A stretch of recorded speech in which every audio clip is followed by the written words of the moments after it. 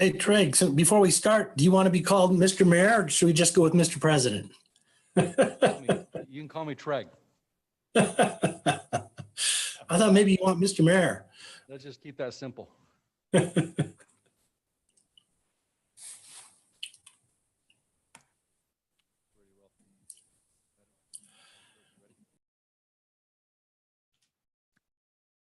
Okay, it is 4:30, and I'd like to call this city council work session to order. For the record, it is 4:30, and today is December 8th, 2020. We'll start off with roll call attendance. Madam Clerk. Thank you, Mr. Chair. Councilman Borton. Oh, I'm sorry, Councilman Cavanagh. Here. Councilwoman Perot. Here. Councilwoman Strader. Here. Councilman Hoagland. Here. Councilman Burnt. Here. Absent is Mayor Simonson. Councilman Borton, are you here Here. with us? Thank Yep. you. Thank you, Madam Clerk. Adoption of the agenda. Mr. President, unless council wants to keep the executive session item 15 on, I don't think we have anything that needs to be discussed at this executive session. So before I do that, speak now, forever hold your peace. Council, Well, any objections to striking the executive session off the agenda? No. Okay, Mr. Mayor, I move we adopt the agenda without item number 15, the executive session, seeing that there's no need, and the rest as presented. Second the motion, Mr. Council President. Have a motion to accept the adoption of the agenda with changing item 15. Okay, with that, we'll, all those in favor signify by saying aye. Aye. Aye. Any nays? Motion passes. All right, so going on to the consent agenda. Mr. President, Yes, sir. I move approval of the consent agenda and for the mayor to sign and clerk to attest. Second the motion. There's a motion to approve the consent agenda. All those in favor signify by saying aye. Aye. Aye. Any nays? Motion passes. There are no items to be moved from the consent agenda, so we'll move to department and commission reports, starting with item 12, Parks and Recreation Department results of the public art survey, and this will be presented by Steve Sidaway and Audrey Belknap. Take it away. Thank you, Mr. President. I just want to make a quick introduction. Audrey's on here, and it kind of struck me as I was thinking about this that I think there are many council members who have not yet had the opportunity to meet Audrey. I think you've probably heard of her during one of the commission update presentations that have happened during the year, but I believe this is our first opportunity to actually present to you. So Audrey will have been with us 1 year coming up in January. It's been quite a year for her, but I just want to say that from my perspective, what a delight she has been to work with this year. She has truly jumped in with both feet. She's taken not only the Arts Commission, but also the Historic Preservation Commission, as well as working with Mayor's Youth Advisory Council onto her plate. And I'm grateful for the way that she has owned those responsibilities and taken over with great energy. So with that and my gratitude, I will turn it over to Audrey, who I think has some great information to share based on a recent survey this summer regarding public art in Meridian. So turn it over to Audrey. That's right. Thanks, Steve. That's nice of you to say those nice things. I'm going to share my screen really quickly. So let me make sure that you all can see what I can see. Okay. So Yes. So the Arts Commission has been working really hard on developing their public art program, and we're right on the brink of creating a public art plan. And so I'm excited to give you kind of an update on where we're at. Like Steve said, the majority of this presentation will be based on the results of a questionnaire that we released earlier this spring. A lot of the information that I'll tell you today is on the findings of Meredith McKinley, who was our public art consultant through VIA partnership that we've been working with this year. She did a deep dive into our public art program's history. Again, the responses from the questionnaire that we released earlier this year. She interviewed about a dozen City Hall employees and community leaders, and she workshopped with the Arts Commission. And she gave us this final report based on our strengths and weaknesses of our public art plan and of our public art program. And all of that information can be deduced into 3 priorities that our public art plan will be based on. So these 3 priorities are strengthening Meridian's identity, developing Meridian as a creative city, and creating active and attractive public spaces. So in our upcoming public art plan, we're going to really focus on these 3 priorities and see how we can develop the public art in Meridian. So we're just going to briefly go over these 3 priorities. First is strengthening Meridian's identity. In our public art questionnaire from earlier this year, we asked, what is the impact that public art should have in Meridian? And these are our top 2 responses. Public art should be memorable and iconic. Think of something that you'd want to take a selfie with. That's the best way. And public art that should enhance the identity of Meridian. These are themes that really came through the whole of our questionnaire, actually. The respondents to our questionnaire were really concerned with or invested in preserving the identity of Meridian. And when I say preserving, it's because we continued to ask questions in our questionnaire about how the public would describe Meridian's identity. How does the public see the identity of Meridian? And our top response, according to the public, the top response was very history-based, especially in our agricultural roots, mostly fields and dairies. Second to that is our association with the natural environment and our small town feel. So according to the public, Meridian's identity is very based on where we came from, our history, and they want to preserve that, and they see public art as a way to preserve that identity. The results of that is also shown when we ask the public through our questionnaire is, what's your favorite public art piece that's already in Meridian?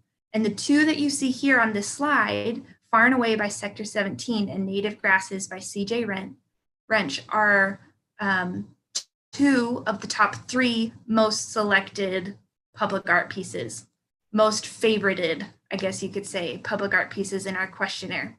And as you can see, they reflect Meridian's history, or what the public sees as Meridian's identity, according to our questionnaire. And when we even asked them, why did you choose the art that you chose as your favorite? The public said it's because it's history-based. So even they recognize that outright. So clearly, this is something that's important to the public, and we can use public art as a tool to reinforce this and to establish this, which we're really excited about in our public art plan. The second priority is developing Meridian as a creative city, or basically keeping things local. And when we say keeping things local, we mean 2 things. First is helping artists become public artists. So a lot of public art is large scale, and not all artists have the skills or the means to produce large scale art. And so the Arts Commission is interested in finding ways to help these artists as they continue to develop those skills. The second way of keeping things local is simply by hiring local artists. And we've already seen success in this through our Traffic Box series. the majority of our Traffic Box series artists are local, and the few that aren't local are regional. So, very close to home. And we can see or measure the success of this by our questionnaire when we, again, asked the respondents, what's your favorite Meridian art public art piece?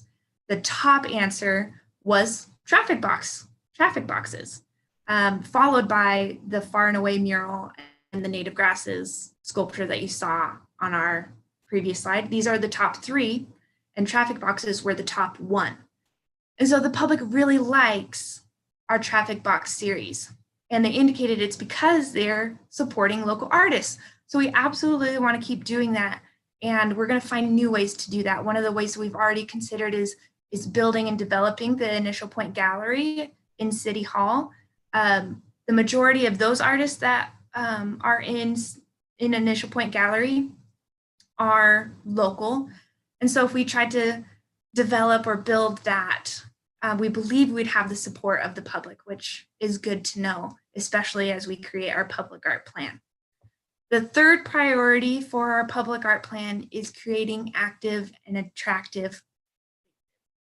We learned again from our public art questionnaire when we asked, where do you take visitors to show them what Meridian is all about? The top response was parks, followed by the village, and then downtown. All 3 of these spaces are places where people can be together, where they can recreate and relax and enjoy the community. All 3 of these spaces are active and attractive public spaces. And public art can help build, or public art can be a tool to make and keep these distinctive, attractive environments that people want to use and inhabit. That's definitely a purpose of public art. And in the questionnaire, we even saw the public recognize that. When we asked what are areas of Meridian that are the best opportunities for public art, 75% of our respondents said parks, and 67% also marked downtown. So the citizens of Meridian recognize that a purpose of public art is to contribute and energize and diversify public spaces. And so that was really good and exciting for us to see. Our follow-up question to where we put public art is, what kind of public art do people want to see? And the top 2 responses that we got to that question is the public wants to see functional art, which is art that has a dual purpose, and interactive art, which is art that is enhanced by the participation of the viewer. Some examples of that can be seen here. In our questionnaire, we gave them a list of 22 public art pieces from across the country, and we asked them to mark their favorite. These are the top 5 most frequently selected as their favorite public art piece. And 3 out of these 5 are interactive and functional. The gazebo in Seattle, the Main Street seating in Utah, and the Westmoreland Park in Oregon. So, and when we asked them, why did you select the public art pieces from this list that you did? The top response was because it was functional, useful, utilitarian. And so that gives us really good direction in our public art efforts, what we put out as public art, what we commission. Now, not all of our public art is probably going to be functional and interactive, but we know that this is something the public really likes and wants to see, and that will definitely influence our decisions. So with these 3 priorities, what's next? The Arts Commission will take these 3 priorities and organize them into goals and strategies in our new public art plan. And this public art plan will really give us direction in the long term. We're thinking like a 5-year public art plan, and then maybe even a 10-year public art plan. That will give us direction and some unity in our efforts. We anticipate this will be completed hopefully in the next couple of months, March 2021. So that's what we're currently working on, and we're really excited about that. That's all I have. So does anyone have any questions?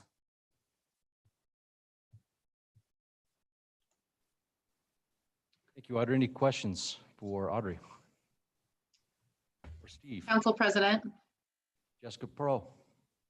I don't have any questions, but I just wanted to say thank you to Audrey. I think this is fantastic to to really get an idea of what our residents want. And I guess I don't typically think of art as sort of a utilitarian thing. So it's really neat to see how both can be integrated. And the examples that you gave were beautiful. So I have loved what Meridian has done so far in the last few years. And I hope that we continue along this path because I think it's made, I just have enjoyed seeing everything so much, and it's made a better city for us. So thank you. Thank you. Thank you. We are excited. Mr. President. McCavan? Thank you, Mr. President. Audrey, appreciate the presentation. Curious, the information that was provided to council, I think, was just a copy of your PowerPoint. Do you have a final copy of the survey results? And if so, are you planning to release that to the public or giving a copy to council? I always like going into the detail. I sometimes tend to get into the weeds, and I'm always interested what our public thinks about stuff, especially something that's important as public art. Yes, absolutely. So I have the straight public art questionnaire and their responses, but I also have the final report from Meredith, who really synthesized and interpreted the responses. And I can certainly share that with the council. That'd be great. Thank you. Great presentation. Nice to meet you virtually. Yes, nice to meet you. Mr. Council President. Councilwoman Strader? Thank you very much, Audrey. It's a pleasure meeting you. And I think the thing I was most excited about hearing in your presentation was enhancing that sense of place. And I guess maybe one idea would be to chat with the community development department and planning department, just because they've been talking a lot about neighborhood identities and creating like a sense of place for region. Meridian's a big place, so creating that sense of place for each neighborhood. I was driving through Boise and I noticed some of their neighborhoods have like pretty unique signage, and that they're doing some unique things for certain neighborhoods. It's just a thought, but seems like that's coming up a lot. This was very informative. Thank you. Yes, thank you. Absolutely. We, Meredith and I interviewed Caleb Hood from the planning department, and so we anticipate partnering with them, and I think that will go really well. And also a parks identity project is under consideration in the parks department of creating an identity for each of our parks too. So it's on the horizon, and we're excited to see how it turns out. Thank you. Audrey, one of the things that you mentioned was, and Councilwoman Strader talked about it as well, is finding that identity, and Meridian certainly has, rich history, long history, and so one of the ways in which I think preserving that history is through art, because art lasts forever, and so, and being on the Parks Commission a long time ago, when they started talking about park identity, I think that's a great way to accomplish that. So, thank you so much. I appreciate you, and thank you, Director Sidaway. Good to see you this evening as well. Mr. President, Mr. Borton. just a quick comment to plant the seed for a spring discussion. But we have a maps ordinance from some time ago that it was originally established, it's 50 cents per resident, capped at $50,000, which is a big first commitment that the city made some time ago, not too long ago, quite frankly, but to try and launch the arts in our growing community. I think it would be worthy when you've got horsepower like Audrey behind the arts program in Meridian, and what the Arts Commission is doing now. There is, not only is there immense demand in our growing community, there's an amazing opportunity that might not have really existed 10 years ago to allow the arts to flourish in our neighborhoods, in our parks, supporting our businesses. We're doing things now that we never would have thought of 10 years ago. that it would be worthy of a discussion this spring if the council wants to lift that $50,000 cap on the MAPS ordinance. It quite frankly doesn't change the dollar figure a whole heck of a lot. If it's 50 cents for our residents, 50,000 might go to 61,000, quite frankly. But to allow the funding for our commitment to the arts to grow incrementally as our community grows, because certainly the demand is growing. And I think that would be worthy of a topic discussion this spring as the budget gets developed. Talk some pros and cons. Audrey, you can provide some great feedback and help us with that and understand a lot of the benefit that can come with that, at least for us to consider. Good idea. Thanks for bringing that up, Councilman Borton. Next item. Thank you, Audrey. Appreciate it. Thank you. Thank you, Director. Thanks, Audrey. Thanks, Steve. Next item, current strategic plan closeout report by Vincent. Is Vincent online? There he is. Hi, Vincent. We can't hear you, buddy.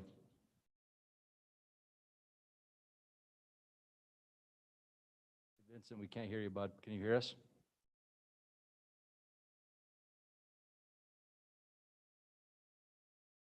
Can someone let Vincent know that we can't hear him?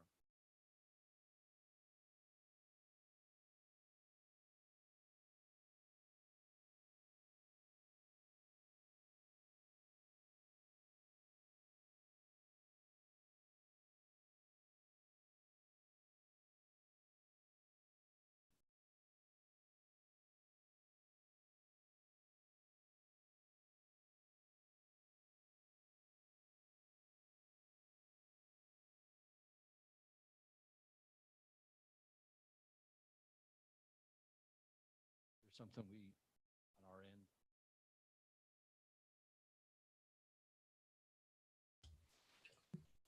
Mr. President, Mr. Kavanagh. I don't know if Mr. Kuntz is trying to figure out his technical limitations, if we want to either take a brief recess or move on to the next item and then circle back to him.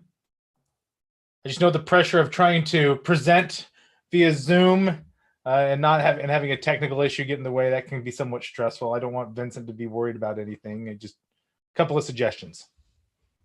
Let's give him one last shot here. Vincent, can you hear us? I can't hear you, buddy.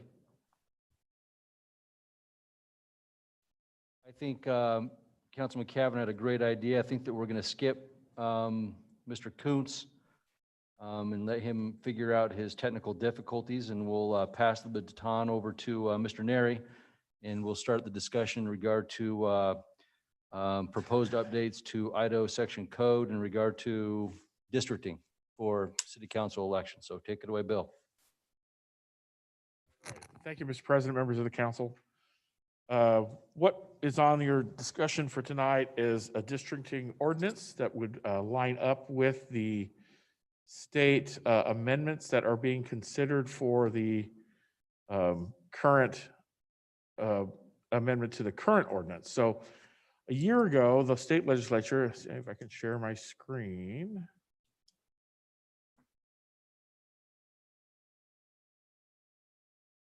Here we go.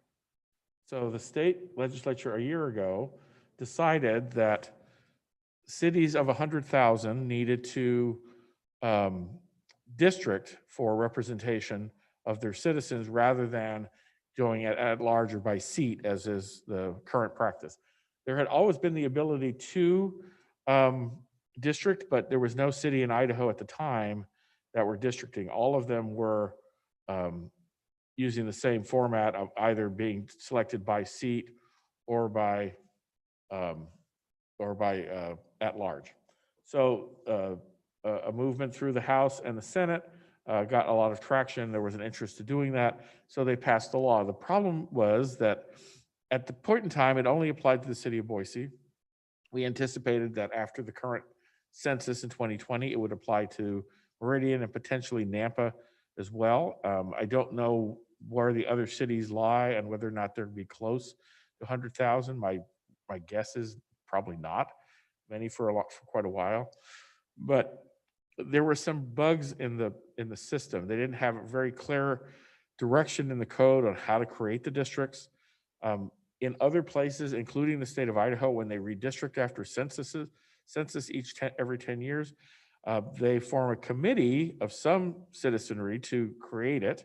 It varies all over the country on how they do it.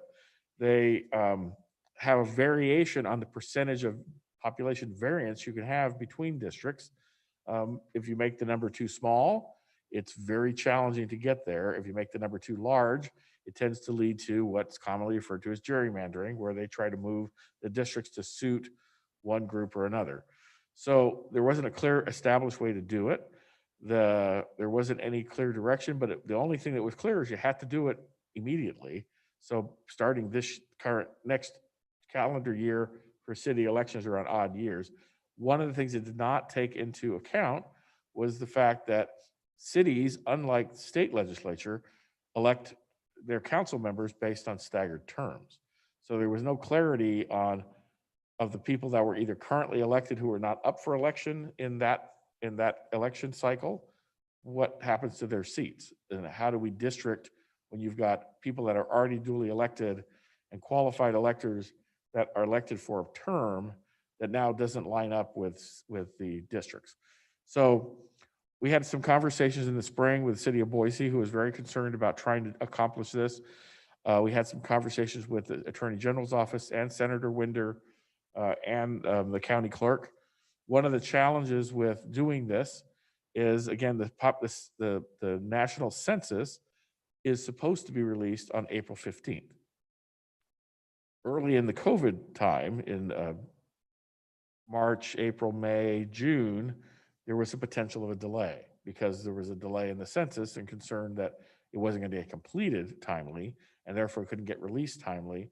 And one of the things the law requires is that you have to establish the districts 120 days prior to the election, which is basically the beginning of July. So trying to get census data to line up. And the secondary problem is that after the census is done, when you read the state code in regards to the entire state, because they're on even year elections, what happens is in the completion of the census occurs in the year ending in 0.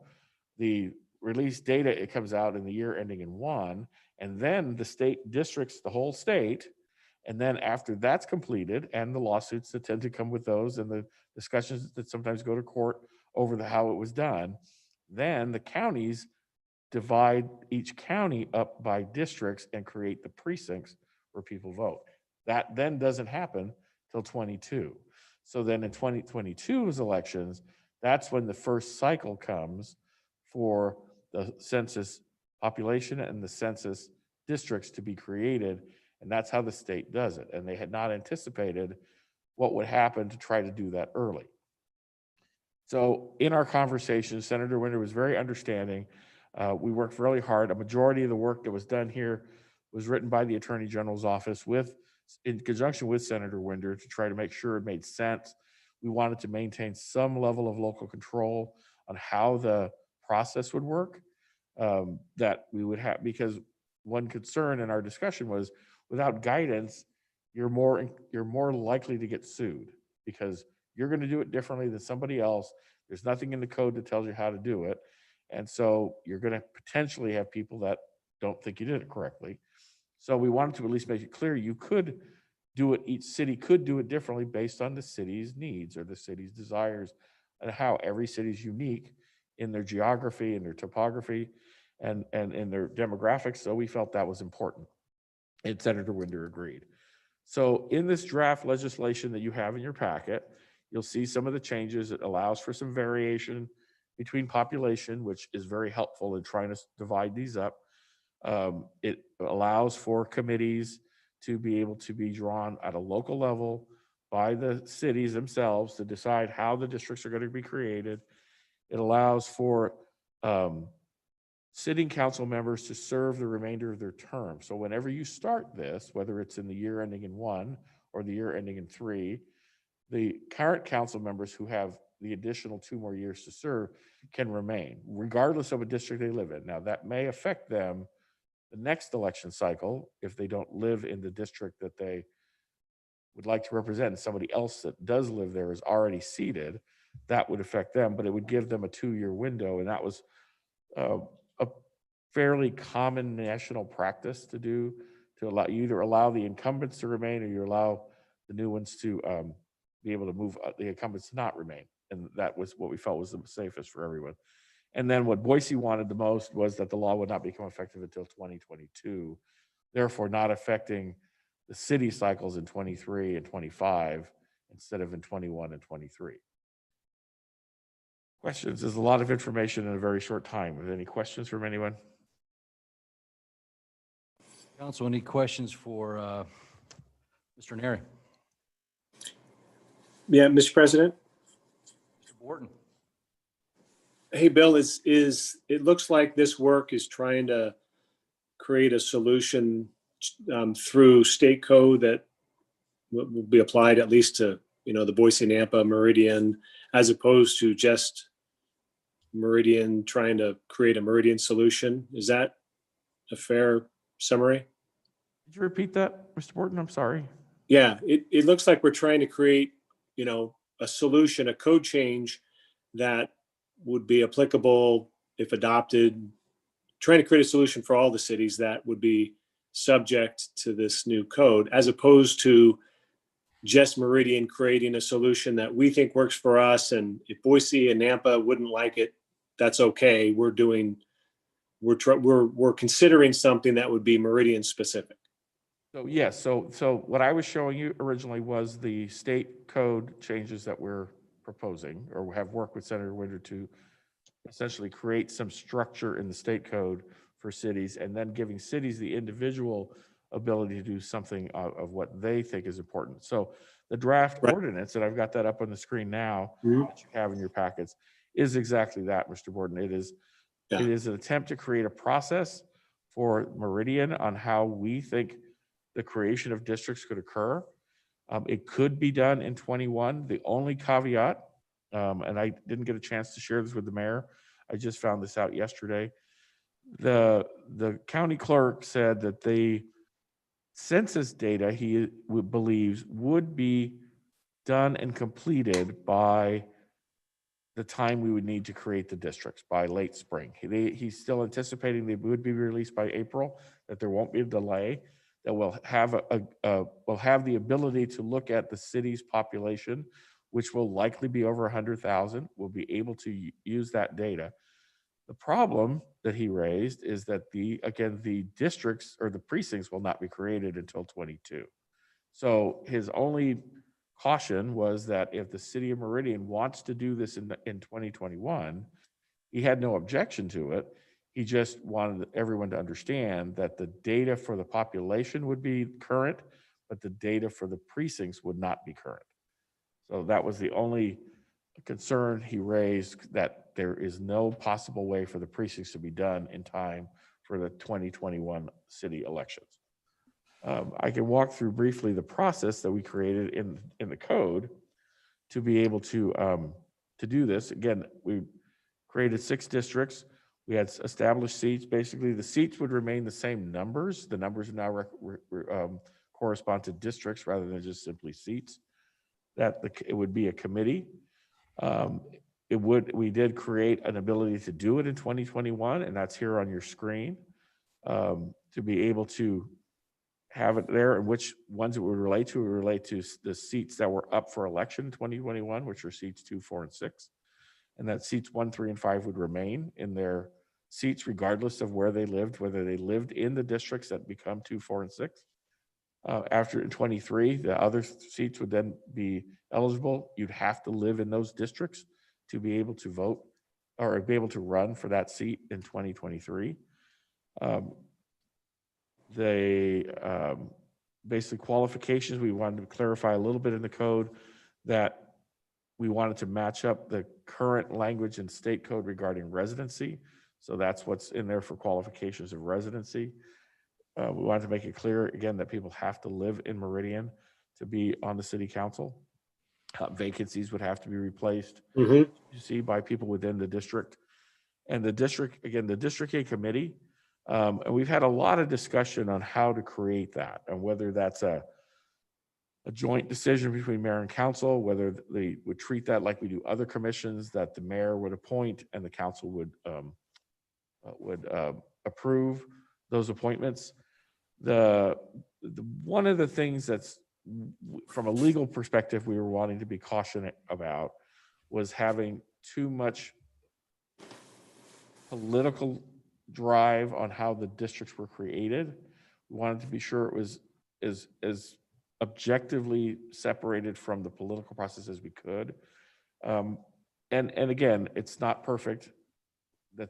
I'm realistic. I recognize that there are some issues that may crop up, but we were trying to have an independent commission that would have the authority to create this.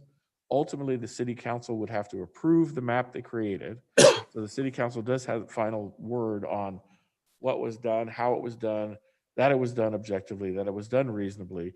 They basically are supposed to craft this based on science, GIS, expert assistance. There are many people in the country that do this exact thing for a living. So there are ways to get this done on a very objective scale. They certainly can consider, at some point you complete the process and you created the districts, and then you have to put a number on the district. The numbers, for lack of a better way of saying it, the numbers don't have to be sequential. They don't have to be clockwise. I mean, the districts can be whatever the number that the committee wants to be. So they can consider all factors in regards to the elected officials that exist at the time, but they're not obligated to do that. Ultimately, we were looking for people that lived in the city, and our intention was, at least for the first committee, that the district would be made up of, or the district committee would be made up of 6 people, that those people would live in various geographic areas of the city. But, and again, we didn't put this in the ordinance, but it's certainly a fair discussion point. After the district committee, after the districting is created for the future, it may make sense to change the code or put that in the code going forward, that after the district is created in 21 or 23 or whenever we do this, that from the future districting committees, when they have to do this every census, each member of the committee has to live in one of those districts. And you have to have evenly distributed among the 6 districts. So that's the option that we haven't identified in the code currently, but we can certainly add that if that's desired. And basically everything else is very functionary of public meetings, public notice. Publics have an opportunity to weigh in, to give their opinions on how the districts are formed. And then again, ultimately the council has to approve the final product in a public meeting after public input. So I think that's most of the process that you have in front of you. But again, if you have any questions, I think one of the questions we've had is, does the city council want to consider this in 2021?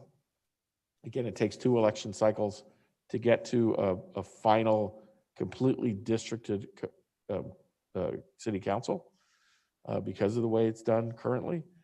So if you choose to do it in 21, again, you still have 23 as well. It doesn't prohibit you from doing it more than once every 10 years, but it's not very logical to do it more than once every 10 years. But in this particular instance, because of that little glitch of the precincts versus the population numbers, the potential is you could do it in 21 and then slightly adjust it in 23, depending on your precincts. I don't know. I'm not versed enough to know if the precincts change significantly once the population has been established, that we won't be able to do it without very more minor change. The other change would be that if you decide the committee system didn't work very well, you'd have the ability to tweak that and fix that before you wait until 2031. Mr. President. Information and I can stop sharing for the moment if you have any questions. Councilwoman Perot, did I hear you? Yes, I apologize, Bill. I wasn't sure if you were finished or not. So I do have a couple of questions. I read over this a few times yesterday, and just saw a lot of potential for it to become very political. And so I wanted to ask some clarifying questions. The first is there any possibility that the committee that decides the districts could not be decided by any elected official, whether the mayor or council? I would like to really have any current elected officials removed from the decision-making on who is on that committee. That would make me feel more comfortable. I know that makes it difficult as to how to, who decides who's going to be on that committee. But I would feel a lot more comfortable not having one or both of the departments that are elected make those decisions. So that's the first question. The second question is could you go over some more how the public will have an opportunity to be involved? I really would like them to be involved in how this works. And I think that no matter who decides who's going to be on this committee, that, there could potentially be opportunity to sort of shape that committee to one advantage or another of any particular group, which is what I would want to try to avoid, if that question makes sense. So those were my really biggest concerns. Now, let me preface that by saying that if this is too early to have those questions answered because we're going to wait and redraft this ordinance after some changes are made at the state level, then feel free not to answer those questions. Mr. President, members of the council, I mean, those are fair questions. And again, these are really discussion points. The mayor's desire tonight really was to talk about the process, which is really kind of what you're asking. I recognize my advice to you as the city attorney is the less politics that are involved in the decision-making is a better, more defendable position. Right? The word gerrymandering came about because politics involved redrawing district lines. It became very obvious people did it to favor one group or another, or person or another. And the more you can avoid that, the more defensible your position can be when it's based on science and based on math and based on maps and demographics. Idaho is not unique. Again, this is done all over the country every 10 years in lots of places. And in California, our intern we had last summer had done some work on districting in law school. In California, they actually passed a state law a few years ago requiring every single city district, regardless of size. So imagine a number of cities in California as a major undertaking for every single city to do that wasn't already districted. So the larger cities were, but most smaller cities were not. So there is a lot of data out there and a lot of information on how to do this right. And again, we weighed back and forth, where's the committee come from? Does the committee made up of staff? Is the committee made up of appointees by the mayor, appointees by the council, appointees by somebody else? We felt the fairest, and that's why it was drafted that way, was again, the mayor theoretically, and I certainly believe with our current mayor, but I believe the mayor should always be considered to be as neutral as possible because the mayor doesn't have a dog in the fight. The mayor isn't districted. The mayor gets elected by the entire city regardless. So where the districts are in theory should make less difference to the mayor than it might to a council member.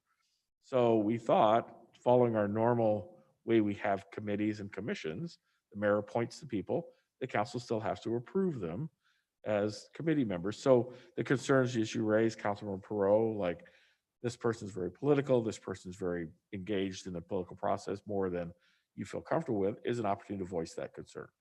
So there is a way to have that public conversation about that. Your second point about public's involvement in the process, definitely we felt the most important thing would be transparency. These meetings would have to be noticed. There has to be a minimum of one public hearing prior to bringing it forward for approval. I would anticipate the first time we do this, having more than one public hearing. I would think you're going to have, the only caveat you have, again, if you do it in 21, your time window is smaller because you're going to get final numbers of the census in approximately May. If everything works well, and everything's worked so well in 2020, I don't know what 21 is going to be like. But you have to finalize the districts by July, regardless. So the window of time is very limited. Again, you can pick your committee ahead of time. You can pick all of that stuff. You can decide on your process. All of that can be decided before May, but the numbers themselves won't be available. Now, again, the numbers exist today to some degree, right? You have some preliminary data, maybe not census data, but Compass data is fairly robust and fairly accurate and fairly helpful on population and locations and things like that. It doesn't have the same detail as the census, but it is pretty detailed. So you're not going in completely blind. You may have to adjust. Again, if you wait until 2022, well, now again, you don't have to do anything till 23, which means you could have potentially a little more time for a committee to work to get through it and figure out process and have public meetings if necessary. I just don't know. I mean, the state does it in about 4 months, give or take, for the entire state. So for an entire city, is a 2-month window unreasonable? I don't know. I hope I answered your questions. Mr. President, I have a few follow-up questions, Ms. if Perot. that would be okay. Thank you, Bill. I appreciate that. Just to follow up for clarification, I would like you to comment on the section of the ordinance that talks about at the public hearings that the chair would be, it would be at the chair's will if the public was permitted to speak or not. That was my interpretation. That makes me uncomfortable. And then secondly, could you clarify, just for understanding, are the districts going to be divided based on the number of registered voters in each district or based on the population or a combination of both? So Obviously, the number of registered voters changes frequently. Right. So the districts are required to be based on population. So that's what the state code requires. So it's not based on registered voters. It's based on the size of the district is based on the population. Answer your other question. So our intent of that wasn't to prohibit public testimony, but you have working meetings that are public, that you're working through data and science and methodology and all of that.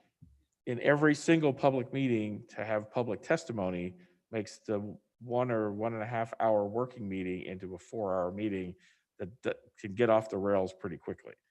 So our intent is you're gonna announce that ahead of time. Are we taking testimony? Yes or no? You have to take testimony at least at one meeting before it comes back to the city council. It varies, clearly. It's the same law. I mean, it's the same rationale in the state code regarding the comprehensive plan. According to the state code, the Planning and Zoning Commission has to hold one comprehensive plan public hearing and nothing more. And the city council also only has to hold one. As you well know, we held lots of hearings. We didn't have just one. So I think the process will work that part of it out, because again, if the city council felt at the end of the process that it wasn't open, it wasn't transparent, it wasn't allowed input, they're not likely to approve that recommended plan.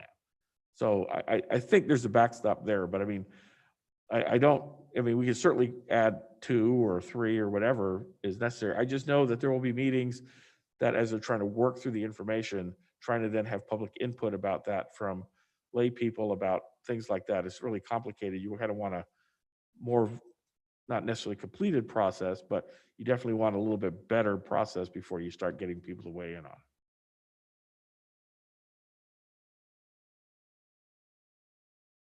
Ms. Perot, any more questions? No, thank you. I appreciate you allowing me to ask so many detailed questions. Thank you. All good. Thank you. Mr. President, I have a question for Bill. Mr. Hoagland. Bill, I know Compass does a good job tracking our numbers, and they're usually pretty good about the estimates of our growth and whatnot, but do they really get down to the precinct level to make determinations of those numbers? So, Mr. President, members of the council, Councilmember Hoagland, I mean, I don't believe so. I don't believe so because that's not their focus. So I don't think they do. That's why I'm saying you would at least have a fairly good idea. I mean, you can have a fairly good idea today what our population is. I mean, they already have our estimate at 118 or 119,000 people. So they already have a fairly good idea. So what I just wanted to, my only intention of that comment was we don't have to wait till May 1st to know what our population is. We could find out our population tomorrow, and we could find out where they generally are based on the data that they have. To the precinct level, yes, clearly not. They are estimates, right? So we know that. But again, as you start winnowing down data, you're going to find the lines tend to not move greatly, right? You have section line roads, you have main roads like the freeway, the major highways, you have some of the waterways and topography. You know, we don't have quite the same level of hillside and foothills and those kinds of major rivers and things like that, but we definitely have some that already divide where precincts go, and precincts don't split between ditches normally, and they're not usually, the sections may split across the freeway, but they clearly define, you know, this section all the way to the freeway, this section from the freeway south. So a lot of the work is done and could be slightly tweaked, and that may be where the committee comes in if we do this next year. Mr. President, just to comment on that, my only concern, and really this is kind of more of a decision for those that are in the even number seats, because that'll be the one up next year. You know, for those of us in the odd number seats, it'll happen and we'll have those numbers. It's just a question of, will a precinct or two change? We can look at get a fairly decent number for each area and say, okay, here's the boundaries. But then in 2 years, the precinct levels are set, and there might be some minor adjustments of a precinct here or there that has to move. I don't know if it's that big of a deal for people to, for 2 years, have this council person, then you're switching to another district or that, but that's just something to consider. If we do it for 21 and then have to make some modifications going into 23. Yeah.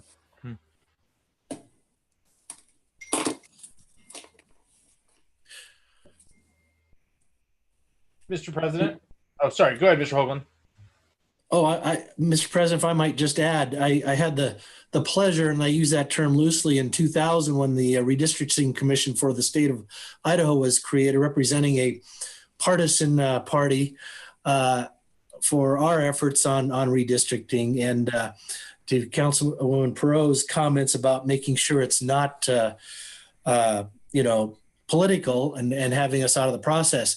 The difficult thing for us is we are nonpartisan. They created a commission of 3 Republicans and 3 Democrats, knowing full well it is going to be partisan. So making an even number, and then they have to come to a consensus and figure it out. So we don't have that luxury being nonpartisan, recognizing that, hey, how do you make this work? So, I think Mr. Neri might have a decent solution, just having the mayor who's elected citywide.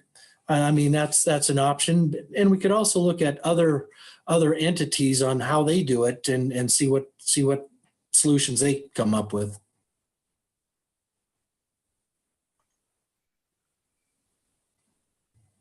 I would almost say that it's a luxury that we have, that we are not partisan, to be completely honest with you.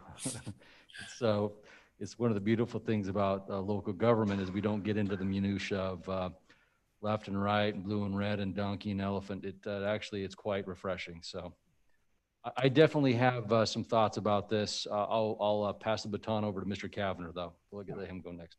Thanks, Council President. Just a kind of dovetailing off of Councilmember Hoagland's questions for Mr. Neri, if he has any insight about what our cities to the east and cities to the west are doing in terms of planning to how to determine a commission to select districts and what their approach is going to be. Sure, Mr. President, members of the council, Councilmember Kavanagh.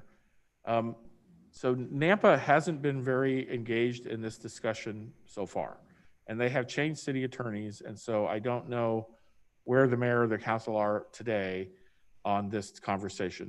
Boise has focused a lot of their attention on trying to move this to 22 because they want to have more time for process. And I haven't spoken with their city attorney for a few months. So they did not have any real plan in mind the last time we spoke. I would imagine they're going to go through a similar process, though, of a citizen committee and a citizen commission. I don't know how they would choose them. I haven't spoken to her recently. To be fair, and not to toot Meridian's horn, a lot of the cities look to us as what is Meridian doing, and then sort of take their own lead from that.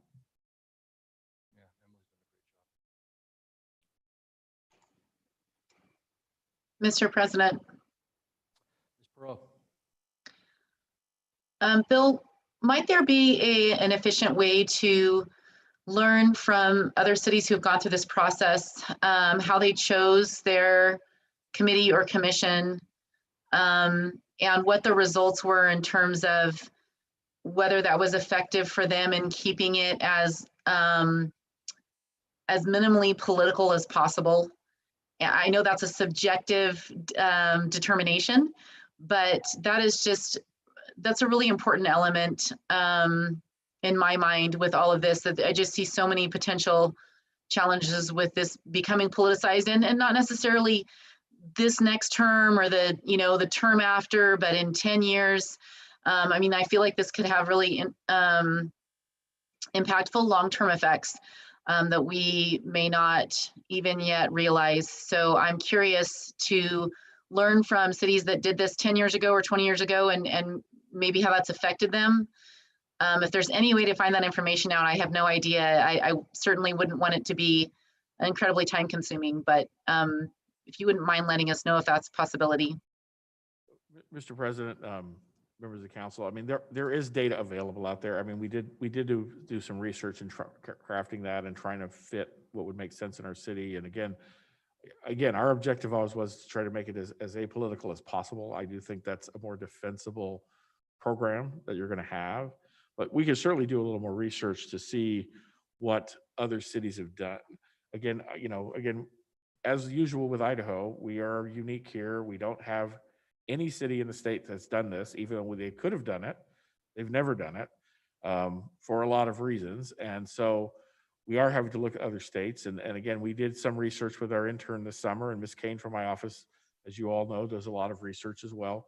So I know there's data that we can locate and at least bring that to you to see if there's others. Again, I think, and ultimately at the end of the day, who picks who sits on the committee to decide how to do it is really how you'd avoid as much of the politics as possible. I certainly, to be honest, when we had this first discussion, I told the mayor, I'm happy to do it with the clerk, and then you guys can approve it. And I'm going to be as apolitical as anybody on this. And the mayor said, that sounds great, but I don't think any other city attorney in the state would feel comfortable doing that. So I don't think that's a good idea. I think you should look at a citizen group or somebody else. And that's kind of where we landed with that. But I agree with you. I know it can be done properly without it becoming a partisan type of exercise. I know we would do it right. I know we would do everything to make sure it was clean and done and defendable and transparent to everyone, because that's who we are. But definitely we want to build that safeguard into an ordinance to make sure the public recognizes that it is not intended to create favoritism or preference for anybody. Mr. Council President. Strader. Thank you. Thanks a lot, Bill. Seems like you guys have done a great job trying to be proactive on something that was kind of nebulous. So I really appreciated the digging in on trying to find a way that would make it work that was, just in the benefit of the city and as impartial as possible. Seems like it's getting close. I guess, and I apologize for the background music here. My little monkeys are going crazy. I guess my question was, if we went for it in 2021 and then the census data came out and the precincts all changed, would those seats, how would that work with the timing? I guess I just wasn't really tracking. Then if the statute is effective in 2022 you know, in seats, again, it's not, it's maybe the odd number, the even numbered seats, but how does that work then if the census data comes out later?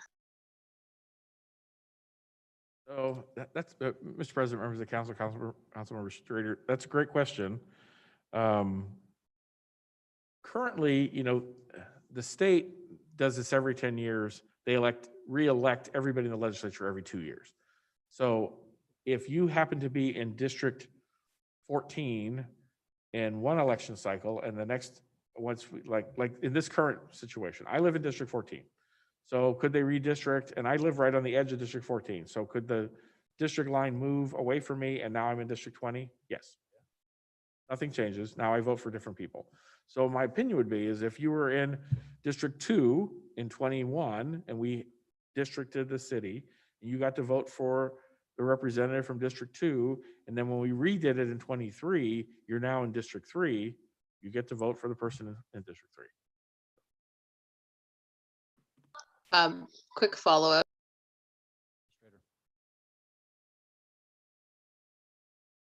Sorry, Mr. Council President, I didn't hear if you recognized me, but I saw your face mask Sorry, move. Face mask, I did recognize you, saw you. Thank you. No, I apologize. So I guess just to follow up, I guess more my concern was, could the legislature somehow feel that our initial districting was invalid or didn't meet their intention?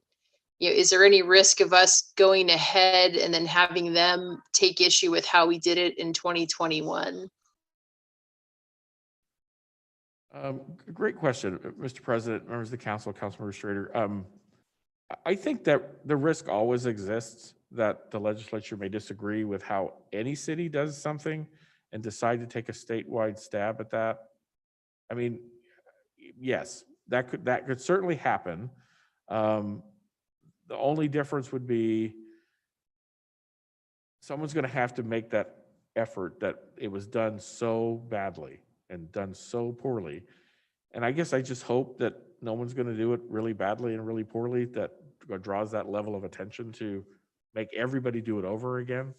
But that, the legislature has the ultimate authority over the state code, and the cities are creatures of state code. So they certainly can do that if they wish. Again, we were appreciative that Senator Winder was also very supportive of allowing a level of local control to even create the districts, that the legislature was going to try to do it for us, because we felt, again, every city has unique characteristics about it that they feel is more important to them, that the legislature may not really understand, that come from all over the state. But certainly if somebody did it poorly, I think Mr. Wharton would understand when I say bad facts make bad case law. That happens in our business a lot. And so could that happen? Yes. Do I think it will? I don't. Thanks. Mr. President. Perot. Mr. Neary, not having read these types of statutes before, as they're new, obviously, I got the impression in the state statute that there was not a lot of clarity about how the district lines are drawn. You think that's something that will be fleshed out more in this next legislative session? Well, yeah, Mr. President, members of the council, Councilor Perot, they at the moment, now again, this is one proposal by Senator Winder. It doesn't mean it'll be the only proposal, and it doesn't mean it won't be amended. So he was comfortable with what we've proposed. But will the House be as comfortable? Will other senators be as comfortable? I don't know. So they certainly could create some amendments to it. We all know what starts at the beginning on the legislative process doesn't always end up being what gets passed. So there certainly could be more. Again, we were hopeful to have the desire and the ability with Senator Winder's help to keep it to a local level, to keep it with some definition. Our concern legally, honestly, was you could look at it on one hand and say, well, the current legislation that exists doesn't tell us anything. So I guess it's a free for all, you can do whatever you want. Our concern was that's how usually you get sued, because you just make it up yourself and you just say, well, nobody says how to do it, so I'll just do it this way. that tends to get, now you gotta really defend it, that there's science to base it on, there's data to base it on, that you didn't just make it up. And so it's a lot more difficult to defend. Not that you can't, and not that you couldn't succeed, but it is a lot more time consuming and potentially expensive to defend that than it is to say, look, the legislature gave us some parameters, says you can have a committee. Now, again, we decide what the committee looks like. The committee decides what the boundaries look like, but at least it says we can have a committee. Right now, it doesn't say anything. So that's what our fear was, the lack of clarity as the potential that someone's going to find whatever we did, whether we have all the science in the world to back it up, they're going to want to oppose it.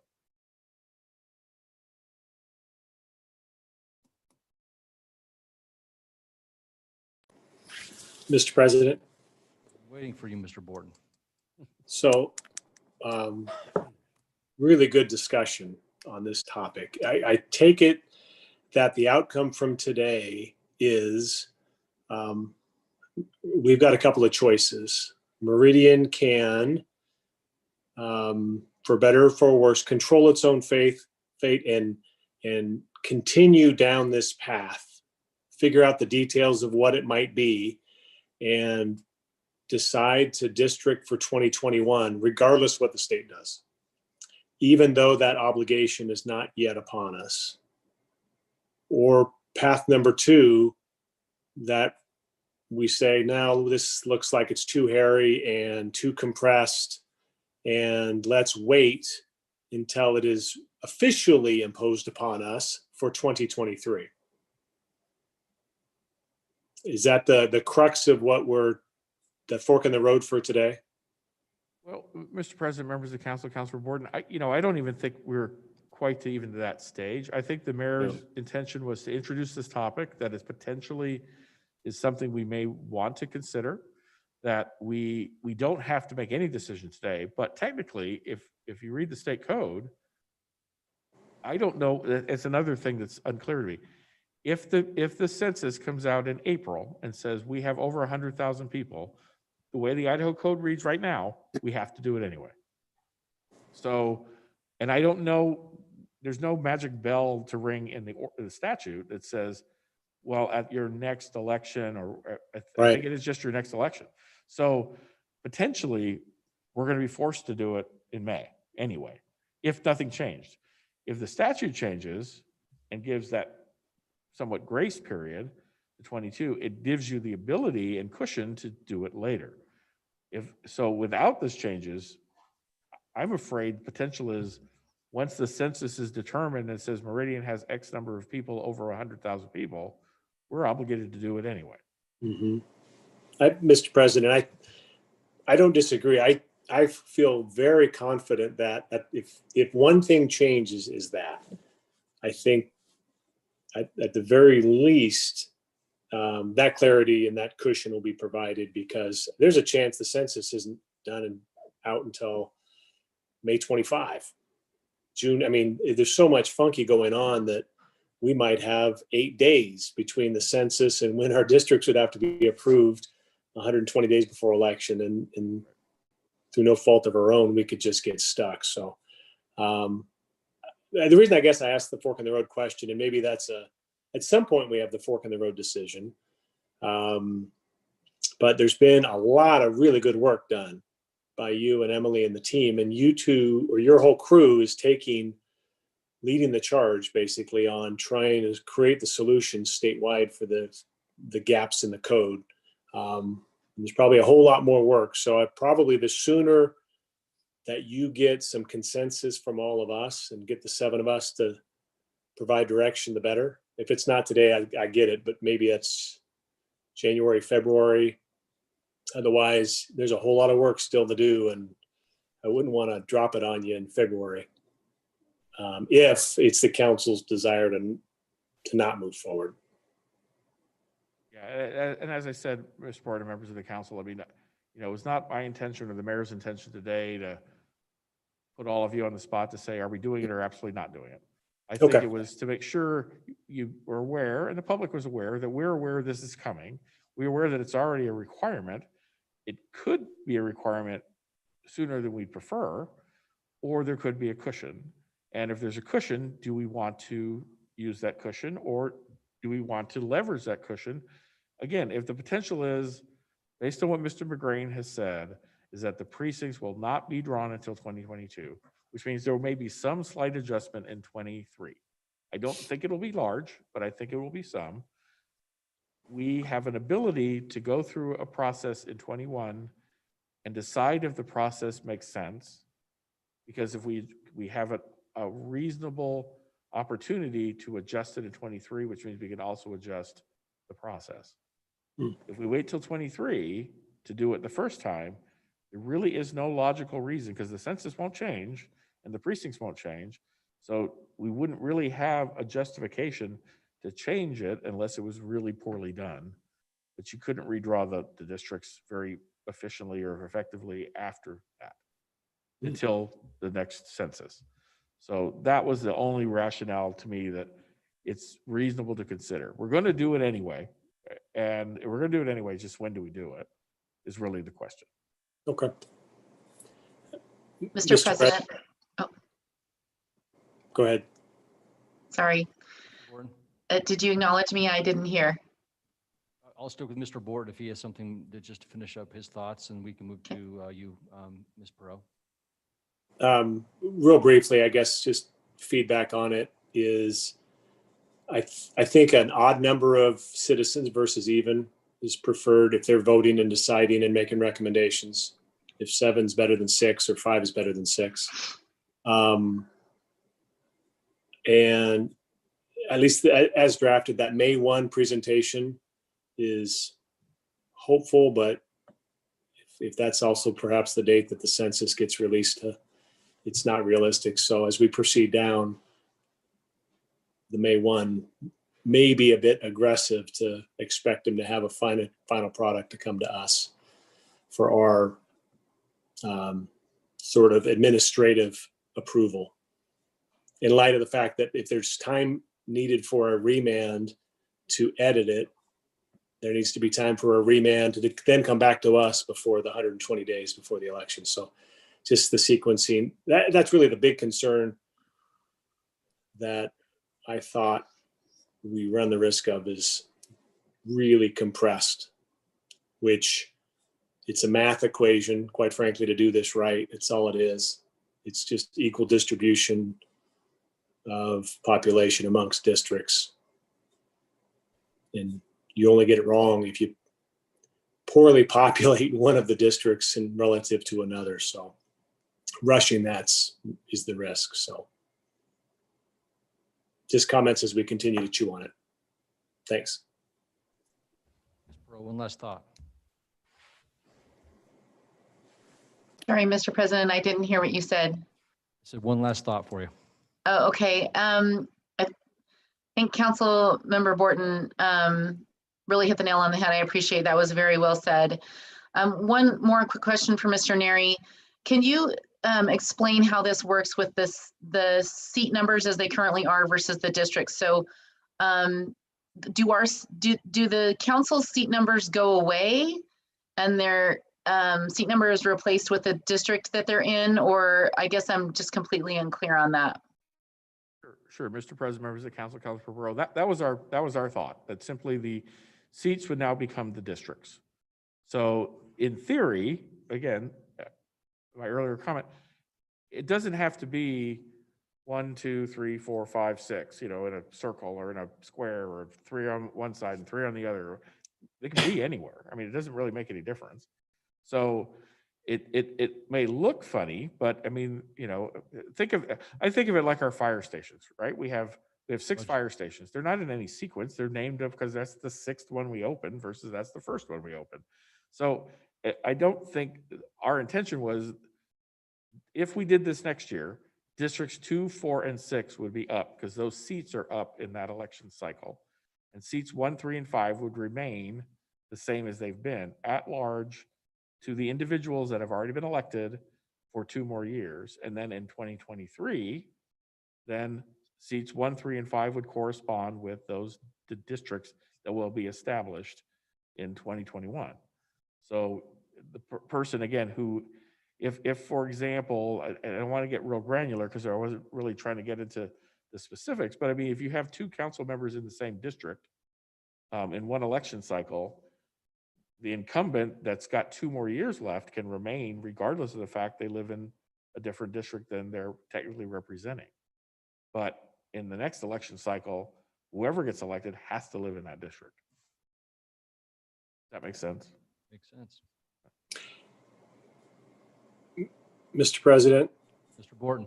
just one final comment that we all know is really obvious, but I'll state it anyway, is, and this is 100% true in Meridian, and I would assume in almost every other city, but we are just meager public servants and nothing more. We all have other jobs and lives and the things that take the majority of our time. And we do this because we love our community and serve. And if we can't do it through, if a districting decision changes our, so be it. We're just here to help.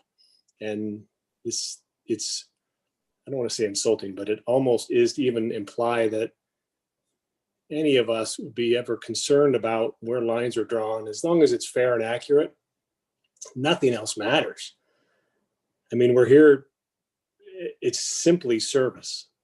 So that really means something here. And I just don't want us to lose sight of that. And in our discussions, draw boundaries where you draw them, and we'll serve when we can. And I just think that's an important part to not lose sight of.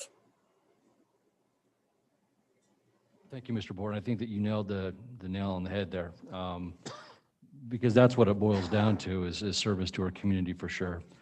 Anyone else have any thoughts to wrap up? Just a couple of thoughts. First off, I wanted to thank Mr. Neri and his team and Emily for their putting together this ordinance. I know that they've spent a lot of time on it. They weren't joking. Bill wasn't joking when he said that other municipalities in the valley look to Bill's office and Emily for guidance, and they have, and they always will. And I believe that we've done a great job putting this together. So thank you, Bill, and thank you, Emily, for your help with this.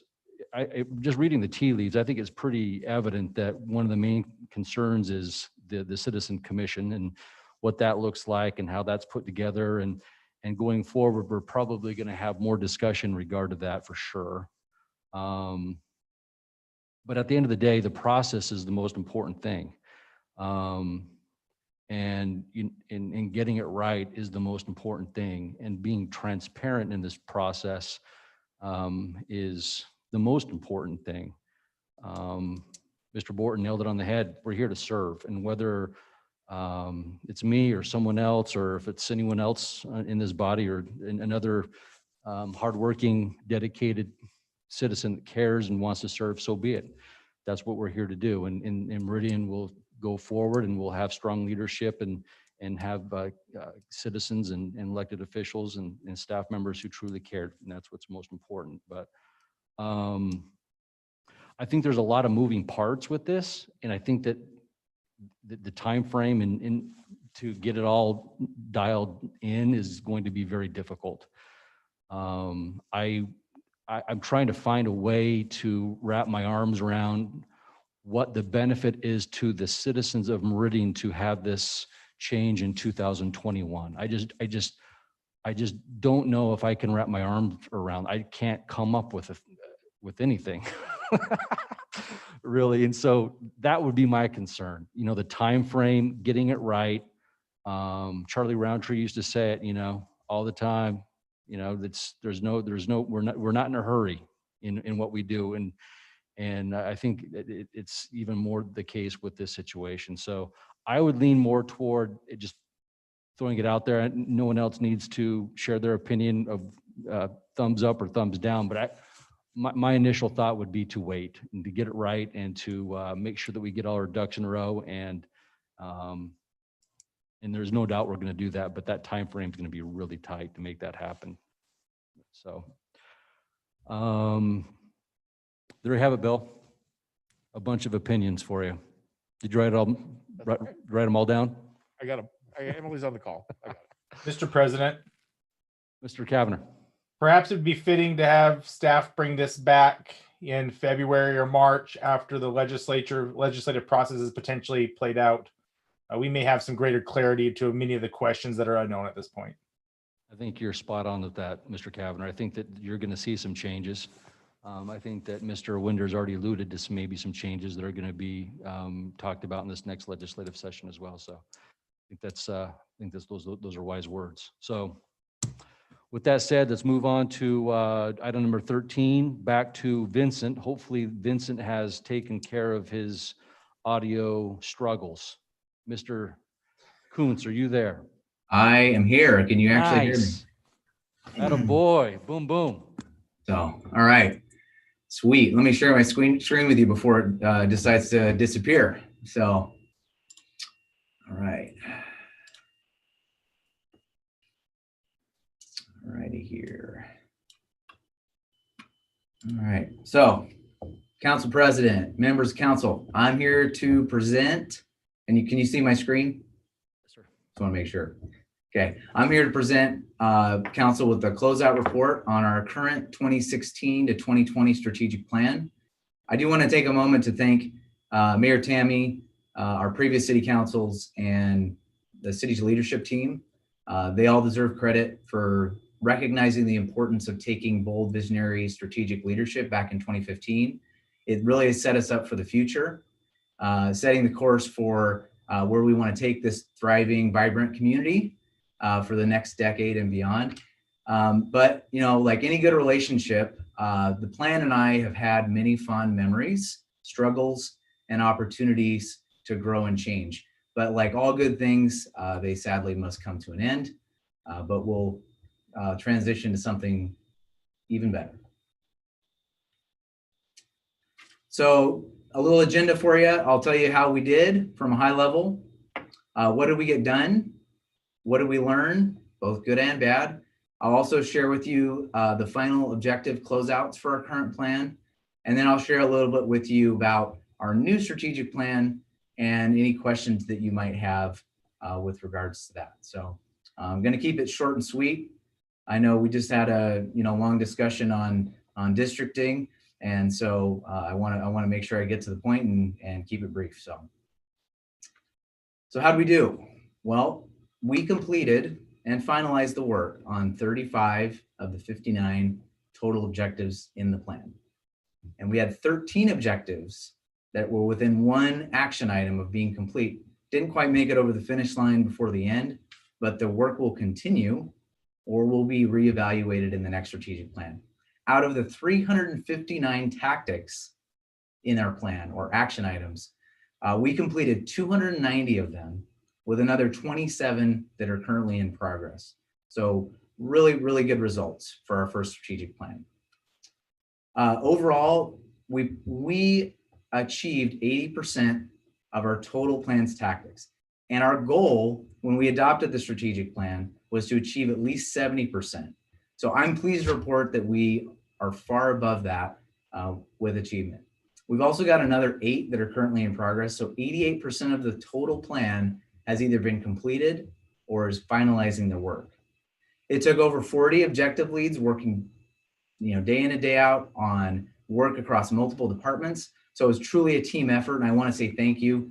I'd love to list everybody, but you know who you are. I've bothered you, poked you, and made sure you got stuff done. So we completed work across multiple administrations. So for our first strategic plan, we accomplished a great deal, learned a lot of lessons, matured as an organization and as a city. So I'm happy with where we're at. So what have we learned? So some of the positives, well, we took the initiative. We looked to take a step forward in a plan that looked long-term on the work that we're doing. We accomplished, as I mentioned, we accomplished 80% of the total action items in the plan. We adapted. We took action on things that weren't working. Actually, this plan, over a third of the original plan objectives were changed, modified, or deleted. And I actually look at that as a positive. That's a sign that we were willing to make changes to accomplish our goals. Some of the opportunities, it was ambitious, You know, it was ambitious. Some of the objectives we put in there might have been unrealistic or didn't have necessary resources attached to them. It was often operationally focused. We were looking sometimes to just check the box and maybe just completing tasks as opposed to working towards improving outcomes or delivering results for our citizens. You know, that's an opportunity. It lacked some flexibility and buy-in.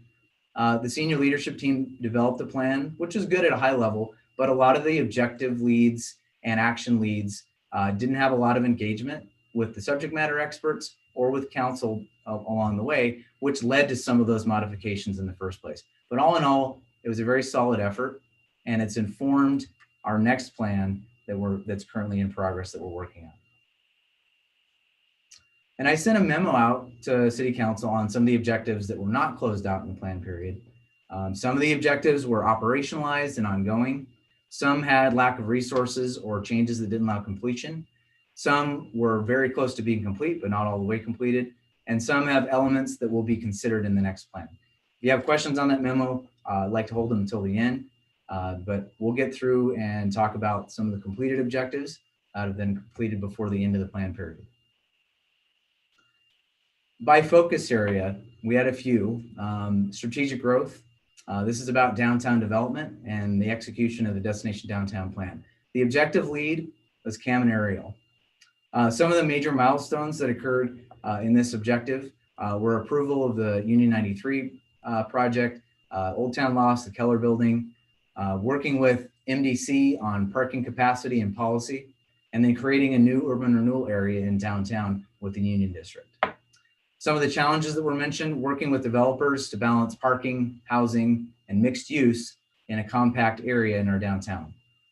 Some of the next steps, working on a tool in community development for downtown parking capacity, similar to the one that Miranda has developed for school capacity. So one of the key questions for this is, what does the evolving downtown of the future look like as an ongoing piece of this objective? On to the next one. Ensuring our city area of impact boundaries are consistent with infrastructure plans, service boundaries, and growth goals. The objective lead on this was Caleb Hood. Some of the major milestones, you actually just got a chance to talk to Ada County about recognizing our area of city impact. Their board met with the city council last week and seems to be in agreement. City officials and staff have met with CUNA and STAR for their ultimate city limits. Some of the challenges we found with this were the need to keep open communication lines open on the topics, especially with CUNA and STAR, to ensure infrastructure plans match our development boundaries. Some of the next steps will be to further explore updates with the county and any border cities as any changes come up. Under economic vibrancy, this objective was about our industry analysis as part of the comprehensive plan. The objective lead is Tori Cleary. Leland has completed their industry analysis, and we've identified need for industrial space, we've also developed a marketing video with Idaho Power. We've identified light manufacturing, healthcare, technology, and financial services as potential industries to target and attract. Some of the challenges with that, obviously identifying and attracting businesses is challenging, but we have tools and staff to support that effort. We'll need to focus on marketing, expanding, and maintaining land uses as we continue to grow and keep a balanced land use. Work will continue in the next strategic plan as one of the goals is related to bringing in these industries. Another one is promoting identified special business districts. This objective is also Tory. Leland completed the industry analysis, and we've identified several needs for complementary businesses that we will pursue as part of the application and data from the industry analysis. We have several areas that we might look to for special business districts. One area is highlighted, I mentioned before, was the Union District and the successful RFP for the Civic Block. Some of the challenges, the Magic Bridge area is a challenge, as will other districts be challenges as we continue to grow because available space is dwindling. So next steps, we will continue some of these efforts in the next strategic plan for business improvement districts, Northwest Meridian, and other areas in town. And this one's close to my heart, government excellence. So this is actually my objective. So this was a major milestone for me, is accomplishing the strategic plan, developing rapport and relationships with city council, directors, and staff over the last few years to ensure completion and achievement and implementation of our strategic plan. And I think we've done a good job as a team. Some challenges: plans change, priorities shift, and then staying the course on a rapidly evolving plan is tough. The city changes. The plan did not fully reflect community focus, which led to a lot of tasks, a lot of operational stuff. So, we learned that, and we're going to apply that to the next plan. Some next steps: finalizing new priorities and work with departments, and finalizing the next strategic plan to allow us to develop strategic initiatives, develop meaningful performance measures to improve outcomes for our citizens. Next one's on our public health and safety. Objective lead is Jeff Levy. This is about evaluating human-caused threats and hazards and establishing benchmarks and standards for our safety profile. Some milestones: as part of this objective, we identified several key threats to Meridian on the humankind side. Several that we identified had actions that need to be taken in order to improve responses. One area of opportunity was asking for mutual aid from local, state, and federal partners. Another is cyber threats. And PD has been working closely with IT over the past year on improving security and training employees on what to watch out for and protecting infrastructure. Challenges: one area that has been a challenge was civil disturbances. We have a mobile field force unit, but we do need to recruit more officers and equipment to train with local teams to ensure that we work well together and handle any civil protests that might turn violent. And next steps: continue monitoring and identifying threats as they arise and being proactive as they develop. Other public health and safety, and this is the last one. Build and maintain a broad spectrum of partnerships to improve education access to social and support services. The objective lead on this was Dave Miles. Some milestones we highlighted was developing a list of organizations to engage with for various socioeconomic actions. One example of these efforts is the Mayor's Senior Advisory Board and AARP have been looking at livability needs, researching and utilizing survey data to assess what opportunities for conversations and how we can utilize our resources and staff and committee time. Some challenges: this was delayed several times with personnel challenges and assignments, in finalizing the socioeconomic indicators to align with from the United Way.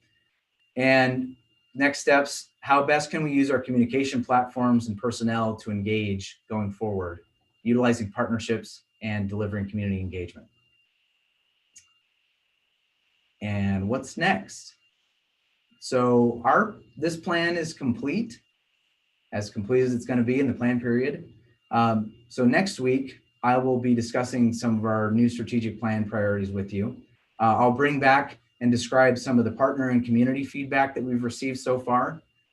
This step will be really crucial for council as a body to accept our priorities over the next 5 years, giving our departments the green light that tells them their senior leadership and city council is in agreement on the highest level priorities and that they match the needs of the community. After that stage, that's going to include making the meat and the work of the plan with the departments, with city council. I know city council expressed a desire to work on some topics regarding partner agencies, the legislature, and diving into some growth and housing related topics. So I'll circle back with you at that stage. We'll also work with our departments to make and develop relevant performance measures related to our goals, our citizen survey, and the outcomes that we desire by developing strategic initiatives and actions to accomplish them. I've been working on a public-facing dashboard to tell our story for both our staff, our leadership, and our community. So our plan is not only an adopted document, but also something that they can see and interpret the results. So I'll report biannually on the high-level updates on the plan, performance measures, and the results. And departments will deliver updates on their initiatives, action items, and key findings in their annual updates or in one-off ad hoc updates. And I'm going to target full implementation of our plan by March of 2021. And with that, I stand for questions. Thank you, Vincent. Any questions? Mr. Council President, Ms. Pro, is that you? yes. There you go. Vincent, thank you so much for this. Every time I have chatted with you about this, your passion for this project shines through, and I appreciate that so much. That this is really important to you, not only in your role as a staff person, but personally. And I just, your attitude is always so fantastic as we've gone through this process. So thank you for that, first of all. Secondly, could you bring that slide back up? The last slide second to the last slide. I guess I'm not understanding on the memo that you had sent us, where you had stated that a certain percentage of the focus areas were complete. And now you're saying that that we're essentially done with this plan. I'm trying to reconcile, I guess, done with the plan, meaning the plan framework is complete, or the objectives that are in the focus areas have been completed or not completed, or are those just going to be perpetually worked on for the 4 years that the plan is in place, I guess? Hopefully that question makes sense. Okay, Council President, Councilmember Pro. So what you're describing on that completed objectives, like these completed objectives that are on the screen, were for the plan period from 2016 to 2020. When I say that the objectives and this plan is complete, that plan period had, that from 2016 to 2020. And so these objectives are part of that plan. And so this plan is completed, and then what you're getting it confused with maybe the new plan. The new plan is taking over. So on this slide, so this is the 2021 to 2025 strategic plan, which we've been talking about the focus areas and goals for that one, which we've made some, some of the themes from that obviously carried over, but the plan that we adopted in 2015, that's what's completed, and that's what this report really is about. I'm just highlighting some of those things for council so we can kind of show you what's coming up next. We'll be creating the objectives and strategies for that plan in the next few months. So that's it. Does that answer your question, council member? Mr. President. Yes, I apologize. When I was reading through the memo, I did not notice the 2016 to 2020. What I noticed was that the items were not fully closed out. And so I was under the assumption that this was a draft of a portion of our new plan. So yes, I'm aware that some of these focus areas will continue from the prior plan into the new plan. Can you give us some context for the objectives that were not met, and just some significance for what that means for us? If now that we're seeing this with these objectives not completely having been met, I would anticipate that will affect our new plan to some extent, but can you give us a framework for how much it should or shouldn't affect the new plan? Or are we just completely starting a whole new draft and not taking that into account? Council President, Councilwoman Perot. So if I'm understanding correctly, so you're talking about the non-closed out objectives. So the non-closed out objectives, either, and that's what's detailed in the memo, is either they're going to be operationalized, and that means that they're going to be completed, no resources were attached to them, so they were not completed at that time, or some of them will be considered as part of the new plan. But we're kind of trying to take a clean slate with this plan period and say, this is either done or not done, reality check. But some of the items, as mentioned in the memo, will potentially carry over and will be considered as we're developing the action items, the strategies and objectives for the new strategic plan. So that was my acknowledgement that, most of the work has been completed, 80% of the work has been completed, but some of the work in that plan either has not quite been completed yet and will be, or will be considered as part of the plan. I tried to bullet that out in the memo for that reason. So I hope that might answer your question in more detail. Mr. Council President. Strader. Thank you so much, Vincent. I agree. Your enthusiasm for this has been wonderful and infectious, and it's been amazing to be part of the process of creating the new plan. And I'm excited to close out the old one and work on the new one. I guess a question, we've set the high level for the new plan. Are we going to start talking about the tactics, and would that be an appropriate time to revisit items that are closed out from the old plan that we may want to weave back in? Or how do you see that working? The objectives that are not met, Sure. sort of to Councilwoman Perot's point. Yeah, Council President, Councilwoman Strader.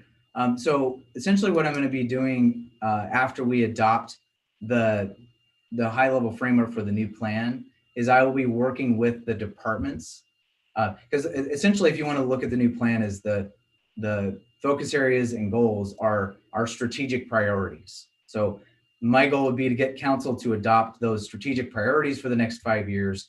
And then I can work with departments and subject matter experts and city council on developing those strategies and objectives and tactics underneath that in the next 3 months. So that's exactly what we'll be doing in the next three months, is developing, considering the items that may have carried over or weren't quite finished yet from the strategic plan that has been completed, but also to consider, do they belong in the new strategic plan? But because the themes were similar from this strategic plan to the new strategic plan, I think you'll find that most of the items will be considered in the new plan once we develop those strategies and action items and tactics, if that makes sense. Mr. President. Strader. Yeah, I think that makes tons of sense. I guess just, I would hope if you're missing input from council for the new plan or input on things that we're closing out from the old one, you could let us know and we could discuss if you need any other information from us. I mean, I feel like we're really involved in the process of crafting the new one, and it feels like it was it's evolved in a nice way. So yeah, I mean, let us know. There are a couple of things on this list that said, things weren't resourced or, council maybe hadn't provided direction, but that's normal, in any kind of strategic plan. Not everything is going to be met, but if you still need input from us, please, I would say, let us know.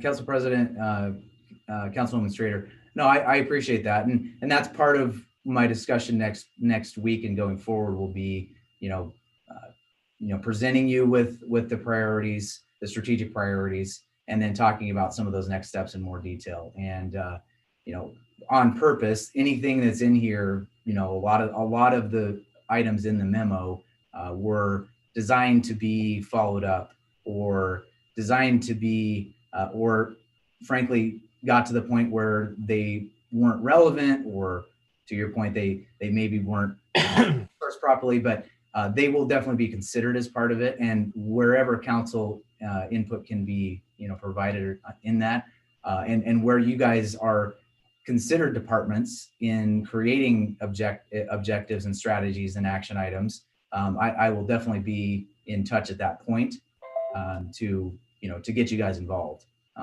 as we've done throughout the process. So I appreciate the questions. Thank you.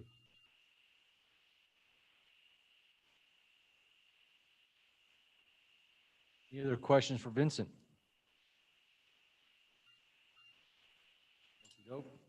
Thank you, Vincent. Appreciate your time on this. Well done. Item number 15, we've struck this item from tonight's agenda, so moving on to our last agenda item. Mr. President, Mr. Hoagland. I move we adjourn. Second. We have a motion to adjourn this evening with a second. All those in favor say aye. Aye. Aye. Yes, perfect. We're adjourned. All right. Good night, everybody. Appreciate you.